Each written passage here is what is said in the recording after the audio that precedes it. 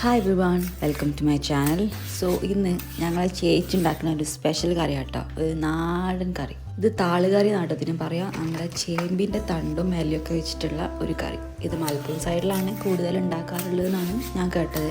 ചേമ്പിൻ്റെ അലോണ്ടൊക്കെ ഒരു ഡിഷ് ഉണ്ടാക്കാൻ പറ്റുമെന്ന് എനിക്കറിയില്ലായിരുന്നു കേട്ടോ. ഞാൻ അതിനൊരു കാട്ടുചെടിയായിട്ടേ കണ്ടിട്ടുള്ളൂ. ഞാൻ കുറച്ച് അണ്ടർ എസ്റ്റിമേറ്റ് ചെയ്തു. സോ ഫസ്റ്റ് അതിൻ്റെ തൊലിയൊക്കെ ഒന്ന് ഇങ്ങനെ പീൽ ചെയ്ത് ക്ലീൻ ആക്കി എടുക്കുക. ആൻഡ് യൂഷ്വലി പറമ്പിലൊക്കെ അല്ലേ ഇതുണ്ടാവുക. സോ നന്നായിട്ട് വാഷ് ചെയ്യാം കേട്ടോ. പിന്നെ അതൊന്ന് മുറിച്ചിട്ട് മാറ്റി വെക്കാം. ഈ ഷേപ്പിൽ തന്നെ മുറിച്ചാൽ മതി കേട്ടോ. കാരണം നമ്മളിത് മൊത്തം കുക്ക് ചെയ്തിട്ട് കുറച്ച് ഉടച്ചിട്ടാണ് ഈ കറി ഉണ്ടാക്കുക. ആക്ച്വലി ഇതിൻ്റെ ഉള്ളിൽ നല്ലൊരു ബ്യൂട്ടിഫുൾ ടെക്സ്ചർ ഉണ്ട് കേട്ടോ. കണ്ടോ, സ്പോഞ്ചൊക്കെ പോലെ ഇത് കാണാൻ. ഈ എല്ലാ ചേമ്പിൻ്റെ എല്ലാം കഴിക്കാൻ പറ്റുന്നതാണോ എനിക്കറിയില്ല കേട്ടോ. അത് നിങ്ങൾ അറിയുന്നവരോട് ചോദിച്ചിട്ട് പറിക്കുക.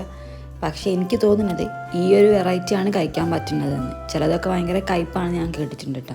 ആൻഡ് ഈ ചേമ്പിൻ്റെ ഇല ഭയങ്കര ന്യൂട്രീഷണൽ പാക്കായിട്ടുള്ള സാധനമാണ് കേട്ടോ. ഇത് ഇമ്മ്യൂണിറ്റിക്ക് നല്ലതാണ്, ബ്ലഡ് സെൽസിന് നല്ലതാണ്, ബോൺ ഹെൽത്തിന് നല്ലതാണ്, വിഷന് നല്ലതാണ്. ആകെ മൊത്തം ഭയങ്കര ഒരു അടിപൊളി സാധനമാണ് കേട്ടോ. സോ ഞാനിത് മുറിക്കുന്ന സമയത്ത് ചേച്ചി പോയിട്ട് പരിപ്പിട്ട് നന്നായിട്ട് ക്ലീൻ ആക്കുന്നുണ്ട് കേട്ടോ. പരിപ്പും കൂടി വെച്ചിട്ടാണ് ഈ കറി ഉണ്ടാക്കുക. സോ അത് നന്നായിട്ട് വാഷ് ചെയ്യുക. പിന്നെ ചേച്ചി പറയട്ടെ, ഇതിൻ്റെ കൂടെ ഒത്തിരി വെള്ളം ഒഴിച്ചിട്ട് മുളക് പൊടി, മഞ്ഞൾപ്പൊടി. ചേച്ചി പറഞ്ഞാൽ മനസ്സിലായില്ലേ? പരിപ്പിൻ്റെ കൂടി സാധനം ഇട്ടിട്ട് മുളക് പൊടി, മഞ്ഞൾപ്പൊടി, ഉപ്പ്, കുറച്ച് വെള്ളം കൂടി ഇട്ടിട്ട് നന്നായിട്ട് പ്രഷർ കുക്ക് ചെയ്യാം കേട്ടോ. സോ ഇത് കുക്കാവുന്ന ടൈമിൽ നമുക്കിതിന് അരപ്പുണ്ടാക്കാം. സോ തേങ്ങ, നല്ല ജീരകം, ചെറിയുള്ളി നല്ല ക്രീമായിട്ട് അരച്ചെടുക്കാം കേട്ടോ. അപ്പോഴത്തേക്കും നമ്മുടെ സംഭവമൊക്കെ വെന്ത് ചേച്ചി നന്നായിട്ട് ഉടച്ചൊക്കെ വെച്ചിട്ടുണ്ടായിരുന്നു. ദെൻ ഈ അരപ്പതിലിട്ടിട്ട് നന്നായിട്ട് മിക്സ് ചെയ്യാം. ഒന്ന് ജസ്റ്റ് ഒന്ന് ഇടിച്ചിട്ട് കുറച്ചൊന്ന് ചമ്മന്തി ആക്കാം കേട്ടോ ഈ സാധനങ്ങളൊക്കെ. ആൻഡ് ഉപ്പ് ചെക്ക് ചെയ്തിട്ട് വേണമെങ്കിൽ ഈ ടൈമിൽ ആഡ് ചെയ്യാം. സോ നമ്മുടെ കറി ഏകദേശം റെഡിയായി. ഇനി നമുക്കിതൊന്ന് തൂമ്പിക്കണം. ഇങ്ങനത്തെ ഒരു കൺസിസ്റ്റൻസി ആട്ടോ വേണ്ടത്. ഓവർ വാട്ടറി ആവരുത്, എന്നാൽ ഓവർ തിക്കുമായിരുന്നു.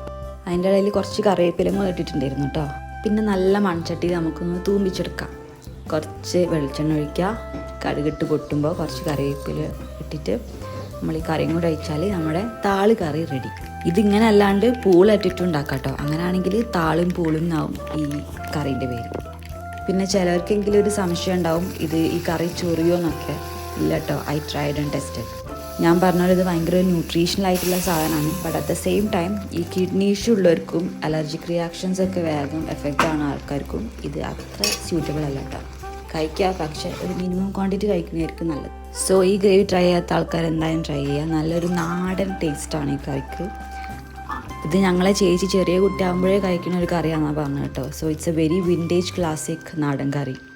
ഉച്ചയ്ക്ക് നല്ല ചൂട് ചോറിൻ്റെ കൂടെ ഈ കറിയും ഒരു മീൻ പൊരിച്ചതും ചമ്മന്തി ഉണ്ടായാൽ സെറ്റായിട്ടോ. So do try and let me know your feedbacks in the comments. And if you like this video, please do like, comment, share and subscribe to my channel.